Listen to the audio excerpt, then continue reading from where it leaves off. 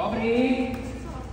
Dobrý. Dobrý, no to vidím, že máte nový priestor aj toto. Dá čo mi spravte, ak minule dáky sendvič. A čo konkrétne vy ste si dali? Nechám to na vás, pane, hocičo, mne to je jedno úplne, že čo mi spravíte. Viete čo, dobre, nechajte to na mňa, ja vám zrobím to najlepšie, čo máme. Tak nech sa páči, sendvičík, brisket and pulled pork, dobrú chuť. Môžeme ešte poprosiť kolu k tomu a dáke hranolky alebo dačo, hej, bo nebudem to také suché jesť. Jasné, kola, hranolačky, hneď to prinesem. Nech sa páči, kola, hranolečky, tak dobrú chuť. Zaplatím, to je jedno, či hotovo, ale ja no frasa, ja som zabudol peňaženku doma.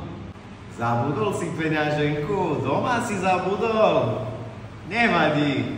Nevadí, jo, dobre, to ďakujem pekne, no tak teda dovidenia. Nie dovidenia, ty ideš so mnou, zlatý môj.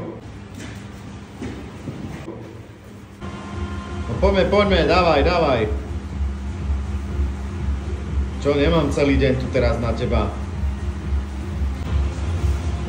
Vidíš, tamto si vynechal ešte, ne? Trošku. No. Rýchlejšie. Poďme. Čo to bude? Jedna krabica za minútu? Dávaj, hej. Tak poriadne to rob, ne? Pane, môžem už ísť domov, prosím, ja už som strašne unavený. Pôjdeš za chvíľku, ešte jednu vec urobíme a môžeš ísť, dobre? A čo? No.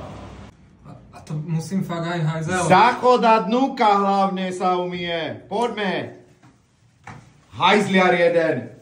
Ja ti dám neplatiť.